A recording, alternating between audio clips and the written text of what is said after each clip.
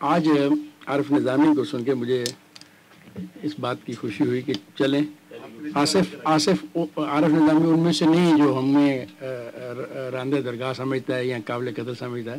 یہ بھی ان نوجوانوں میں کبھی رہا جو ذوالفقار علی بھٹو سے انسپائر تھے, اور خاص طور پہ راشد بٹ کے حوالے سے جو بات اپنے اسلامی کالج کی. ٹھیک ہے, لیکن ایک بات جو عارف نے آج کہی یہاں پہ, عارف نظامی نے جو کچھ بھی کہا, جہانگیر بدر صاحب, اگر آپ سنجیدگی سے اس کے نوٹس لے لیں تو میرا خیال ہے کہ آنے والے سالوں کے لیے آپ کے پاس ایک ایکشن پلان تیار کر سکتے ہیں اگر آپ ایسے لوگوں کی بات سننے کی تکلیف کر لیں, کیونکہ ایسی باتیں ہی اب سچ ہیں. اور اگر پاکستان پیپلز پارٹی تو خیر رہے گی, کیونکہ اگر 19 سیٹوں کے ساتھ رہ سکتی ہے تو 9 سیٹوں کے ساتھ بھی رہ لے گی. لیکن عارف کی جو بات ہے وہ بڑی امپورٹنٹ ہے کہ کس قسم کی پارٹی ہم نے رکھنی, کیونکہ میں اور عارف ایک بات کہتے ہیں کہ ہم طالبان سے بچنا چاہتے ہیں, اور میرا یقین ہے کہ پاکستان پیپلز پارٹی پاکستان کے اندر بنیاد پرستوں کے رستے میں MQM اور ANP کے ساتھ آخری رکاوٹ ہے. جب ANP اور MQM اور پیپلز پارٹی کو شکست ہو جائے گی تو پھر اس ملک کے اندر بنیاد پرستی کو کوئی روک نہیں پائے گا. تو یہ سوال کا جواب آپ کوشش کریں گے کہ آج آپ ہمیں سننے کا موقع ملے آپ سے. میں دعوت دوں گا فوزیہ وہاب کو تشریف لائیں اور اپنے خیالات کا اظہار کریں. تشریف لائیے فوزیہ وہاب. جی بہت شکریہ کہ آپ نے مجھے موقع دیا اپنے خیالات کا اظہار کرنے کا. لیکن سننے میں یہاں آنیسٹلی آپ لوگوں کی باتیں آئی تھی. لاہور بہرحال سیاسی مرکز ہے ہمارے ملک کا, اور لاہور میں جو باتیں ہوتی ہیں اس کے امپلیکیشنز یا اس کی جو ریپلز ہیں, ریپل ایفیکٹس پورے ملک میں محسوس کی جاتی ہیں. تو اسی طریقے سے Lahore is very important for us, and Lahore can never be ignored or neglected. کیا آپ لوگوں نے بری بری باتیں کی ہیں؟ نہیں, ہم نے تو آپ نے کہا کہ پیپلز پارٹی سندھی پارٹی ہے. نہیں, ابھی بھی جو ہمیں ووٹ پڑے ہیں پنجاب میں زیادہ ملے ہیں, ہمیں جو سیٹیں ملی ہیں پنجاب میں زیادہ ملی ہیں. 2008 کے الیکشن میں پیپلز پارٹی کو پنجاب سے 48 سیٹس ملی تھیں اور سندھ سے 30 سیٹس ملی تھیں. باقی جو سیٹیں ہیں وہ سرحد سے اور بلوچستان سے, KPK اور بلوچستان سے آئی تھیں. تو لہٰذا یہ کہنا کہ we are our majority, our support base lies in Sindh, no, I disagree. ابھی آپ نے کہا, اچھا مجھے محسوس ہوا آپ نے یہ کہا, آخری جو جملہ تھا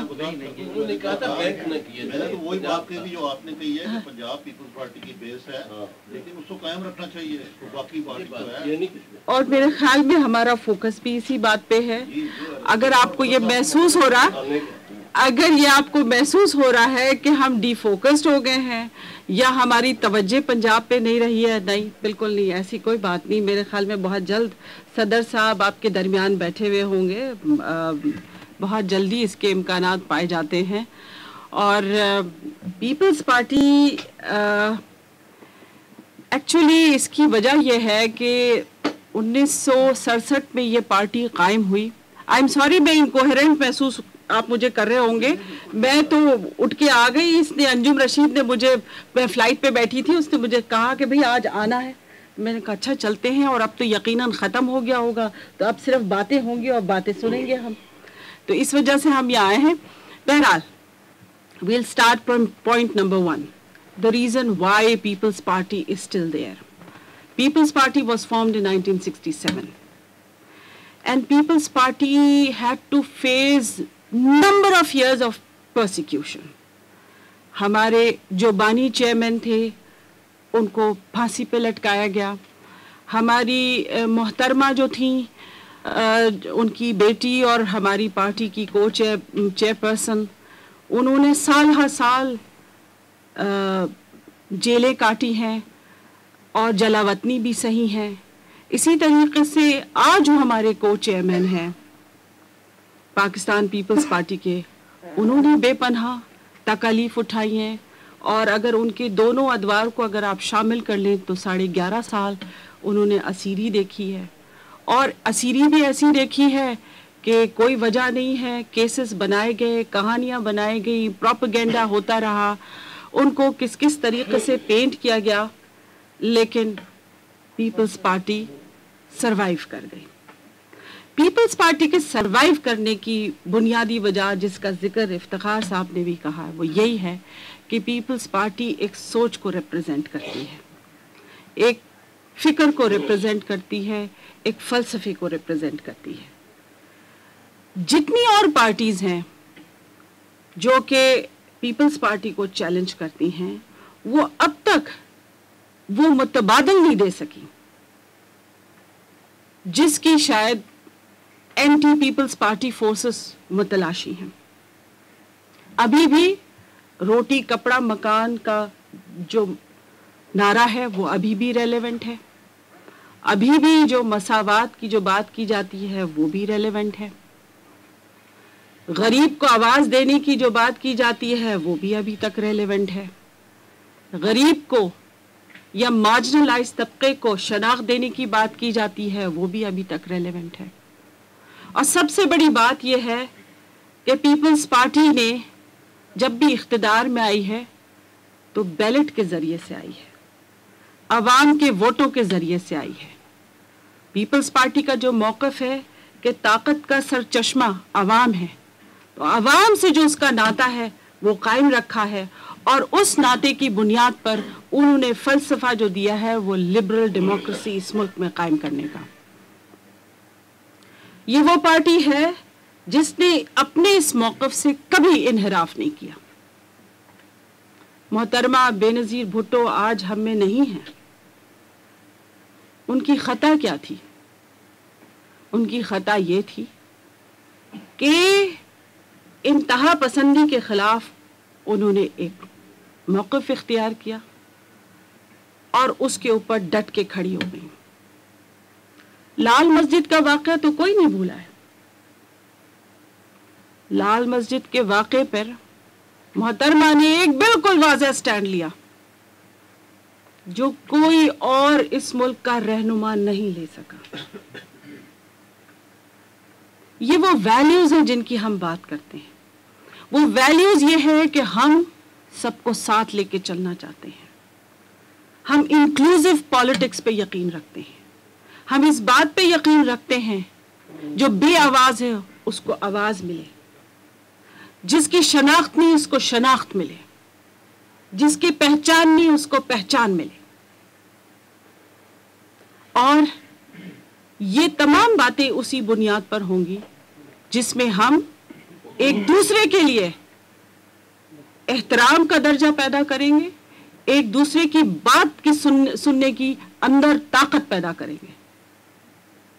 जो दूसरा तबका है वो कहता है कि नहीं, जो हम कह रहे हैं वो दुरुस्त है,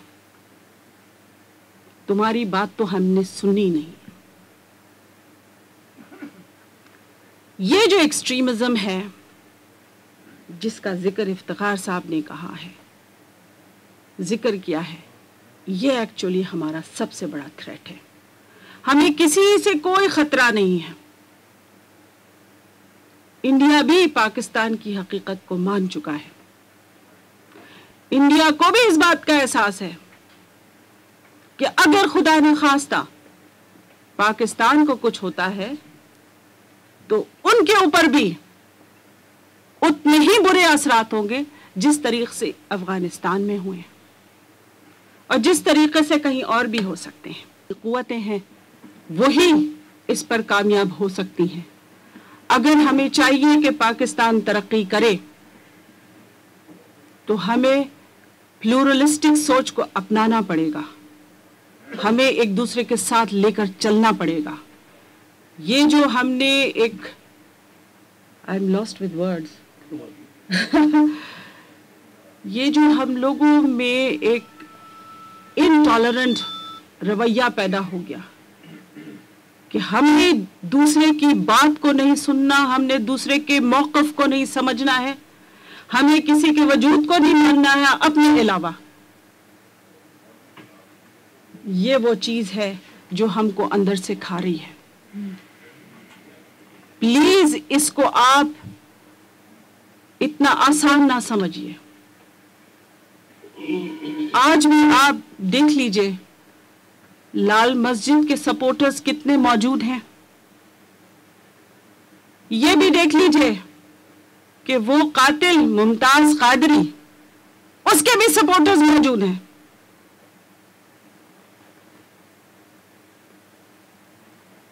ابھی یہ آپ کے سامنے جو کچھ ہو رہا ہے,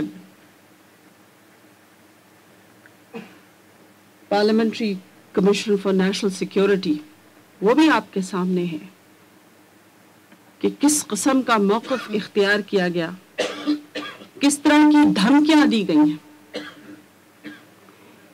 آپ بے شک دوسری رائے سے اتفاق نہ کریں, لیکن آپ حوصلہ تو پیدا کریں نا, دوسرے کی بھی تو کوئی رائے ہو سکتی ہے. اگر آپ یہ کہہ رہے ہیں کہ ہمیں سپلائی لائن اپنی کٹ آف کر دینی چاہیے جو نیٹو سے ہے, تو دوسرے کا بھی تو کوئی موقف ہو سکتا ہے, اس موقف کو بھی تو سننا چاہیے. یہ کہہ دینا کہ اگر یہ پاس کیا گیا تو ہم اس کو پارلیمنٹ کا موقف نہیں سمجھیں گے, اس کو گورنمنٹ کا موقف سمجھیں گے. اور جس نے اس کی حمایت کی, یہ بھی دھمکی آئی ہے, جس نے اس کی حمایت کی, ان تجاویز کی, اس کو بھی ہم دیکھ لیں گے. یہ انٹالرنس ہمیں کہاں لے کے جا رہی ہے؟ یہ کہیں ایسا ہو نہیں سکتا ہے کسی بھی معاشرے میں کہ ایک ہی موقف ہو, اور یہ ہو کہ جو موقف ہمارا ہے وہ درست ہے.